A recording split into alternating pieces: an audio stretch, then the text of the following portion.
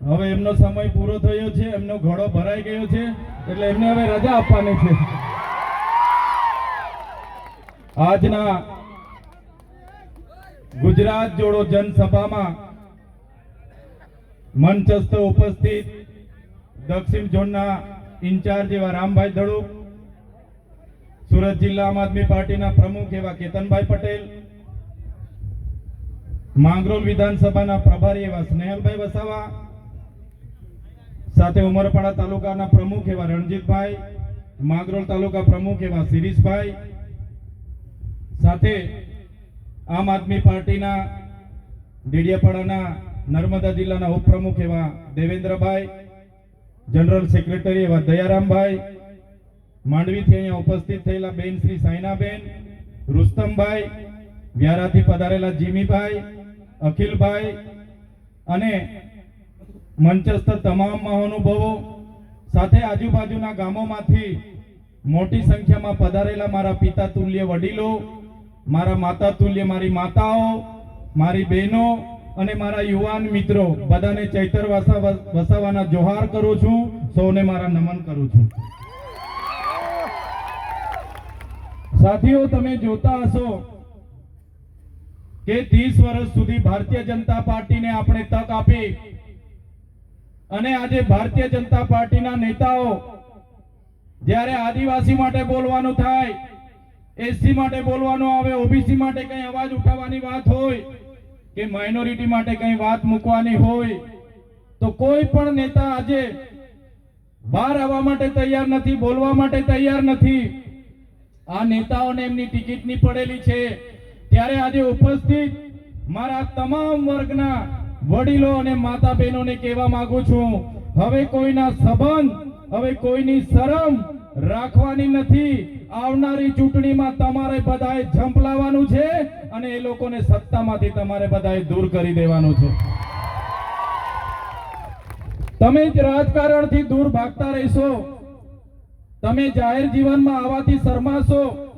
તમને થશે કે હું તો ગરીબ છું, આદિવાસી છું, મારી પાસે પૈસા નથી, ભાજપના નેતાઓ બહુ માલદાર છે, મેં કઈ રીતના લડું, મેં એમની સામે પહોંચી ના વળું. તો આ તમારી સામે ચૈતર વસાવા છે, એમને જોઈ લો. ચૈતર વસાવા તમારા જેવા જ એક સામાન્ય પરિવારમાંથી આવે છે. મારા પરિવારમાં કોઈ રાજનીતિમાં નહોતું. હું ઉમરપાડા તાલુકામાં ગ્રામ સેવક અને વિસ્તરણ અધિકારી તરીકે નોકરી કરતો હતો અને ત્યારે મેં જોયું કે ભાજપના નેતાઓ તો બધા ભણેલા ગણેલા કઈ છે નથી, એમના કરતા તો હું સારું ભણેલું છું અને આ નેતાઓના આદેશો અમારે માનવાના, નેતાઓના કહેવું કામ અમારે કરવાનું. અને પછી મેં રાજીનામું મૂકી દીધું અને રાજનીતિમાં આવી ગયો. આજે ડેડિયાપાડા અને સાગબારા જનતાને તમે તાળીઓથી વધાવી દો કે મને ધારાસભ્ય બનાવી દીધો છે. એટલા માટે ડેડિયાપાડા અને સાગબારાની જનતાને યાદ કરવી પડે કે ભારતીય જનતા પાર્ટીના વચનોમાં આવ્યા વગર, ભારતીય જનતા પાર્ટીના લોભ લાલચમાં આવ્યા વગર, કોઈના પૈસામાં આવ્યા વગર, કોઈના દારૂ અને ચવાણામાં આવ્યા વગર અમારી ડેડિયાપાડા અને સાગબારાની જનતા અમારા જેવા યુવા નેતાઓને ધારાસભ્યમાં ચૂંટીને ગાંધીનગર મોકલ્યા છે. એટલા માટે ડેડિયાપાડા અને સાગબારાની જનતાને અભિનંદન આપવા પડે કે ડેડિયાપાડા અને સાગબારામાં તલાટીઓ નહોતા મળતા. ડેડિયાપાડા અને સાગબારામાં જ્યારે ટીડીઓ ના મળે, ગ્રામ સેવક ના મળે, અને જ્યારે ડેડિયાપાડાની જનતાએ અમારો સહકાર લીધો, અમને સમર્થન આપ્યું, ત્યારે નરેન્દ્રભાઈ મોદીને ડેડિયાપાડામાં આવવું પડ્યું. અને ડેડિયાપાડામાં નરેન્દ્ર મોદીના ભીડ ભેગી કરવા માટે, નરેન્દ્રભાઈ મોદીની ભીડ ભેગી કરવા માટે એમના મુખ્યમંત્રી, એમના નાયબ મુખ્યમંત્રી, એમના મંત્રીઓ, એમના તંત્રીઓ, સંત્રીઓ, જંત્રીઓ, ધારાસભ્ય, સાંસદો ગલીએ ગલીએ ફરતા થઈ ગયા. પછી પણ ડેડિયાપાડા અને સાગબારાની જનતાએ નેત્રંગમાં આવીને પોતાનો પરચો આપી દીધો કે અમે ઓરિજિનલ આદિવાસીઓ છીએ. એટલા માટે સાગબારા અને ડેડિયાપાડાની જનતાને દર જગ્યાએ હું યાદ કરું છું. ક્રાંતિની શરૂઆત આ વિસ્તારમાં ડેડિયાપાડા અને સાગબારાના વિસ્તારથી થઈ છે. સાથીઓ, તમે પણ સાથે જોડાયેલા છો. હવે અહીંના નેતાઓની શરમ છોડી દો, એમના સંબંધ છોડી દો અને તમે આવનારા દિવસોમાં રાજનીતિમાં આવી જાઓ, તાલુકા જિલ્લા અને આવનારી વિધાનસભા આપણે જીતવાની છે. તમે રાજનીતિથી દૂર નહીં ભાગશો.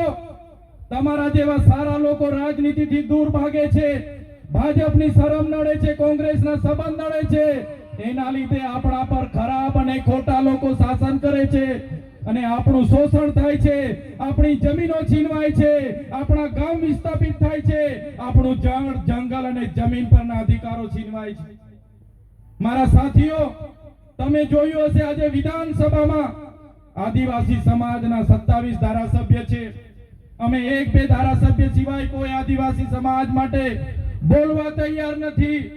અમે ઉકાઈના વિસ્થાપિતો માટે બોલીએ, અમે નર્મદાના વિસ્થાપિતો માટે બોલીએ, અમે કરજણના વિસ્થાપિતો માટે બોલીએ, અમે આદિવાસી વિસ્તારના શિક્ષણ માટે બોલીએ, આદિવાસી વિસ્તારના શાળાઓ માટે બોલીએ, આરોગ્ય માટે બોલીએ. અને આપણા જ નેતાઓ સરકારની વાહવાહી કરે ત્યારે આપણા યુવાનોને આહવાન કરું છું, જે નેતાઓ આપણા મત બેંક તરીકે સમાજનો ઉપયોગ કરે છે એવા નેતાઓને હવે તમારે ઓળખી લઈને જાકારો આપવાનો સમય હવે આવી ગયો છે.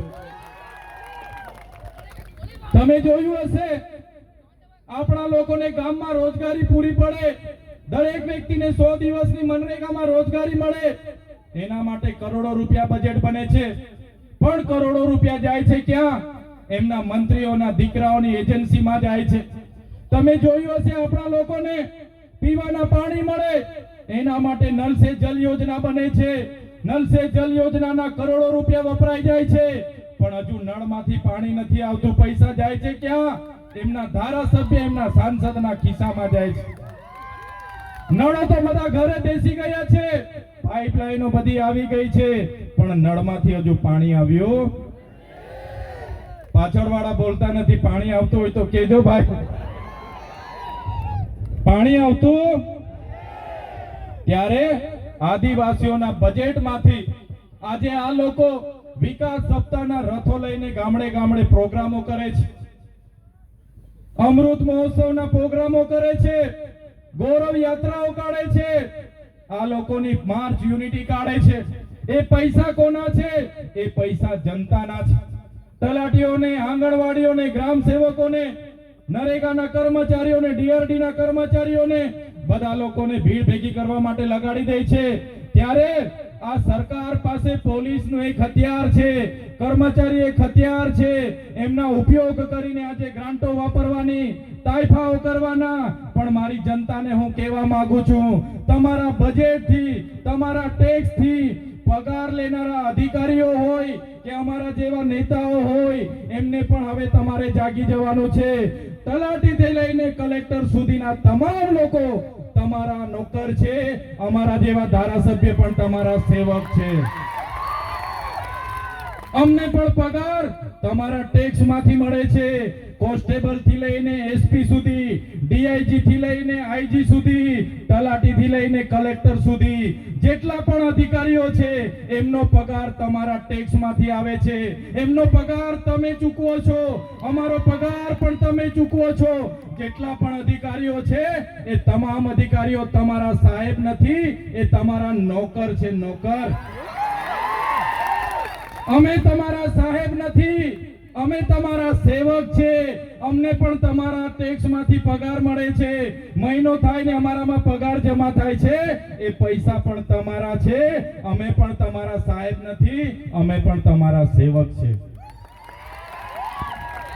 ત્યારે આ બજેટનું રકમ જે એમના તાઇફાઓમાં વપરાય છે એના માટે પણ આપણે જાગવું પડશે સાથીઓ.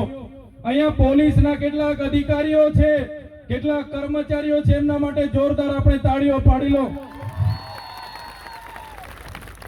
પણ કેટલાક પોલીસ અધિકારીઓ એવા પણ છે જે અહીંના ધારાસભ્યના ઈશારે, અહીંના સાંસદના ઈશારે, એમના કેટલાક ગૃહમંત્રીના ઈશારે અમારા લોકોને ખોટી ખોટી રીતે હેરાન કરે છે.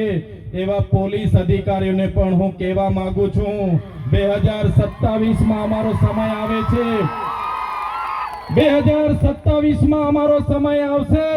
અમે તમારા જેવા પોલીસ અધિકારીઓ જે ભ્રષ્ટાચારી છે, હપ્તાખોરી કરે છે, જે લોકોને રાતોરાત કરોડપતિ બનવું છે, એવા લોકોને પણ પ્રમોશન આપીને સાબરમતી જેલમાં મોકલવા માટે અમે તૈયાર છે. જે પોલીસ અધિકારીઓ નિષ્ઠાવાન છે, સુરક્ષા, સેવા અને શાંતિનું કામ કરે છે, બંધારણમાં મળેલી જવાબદારીનું કામ કરે છે, એવા પોલીસ અધિકારીઓને ચૈતર વસાવાના કડા ખાતે સલામ.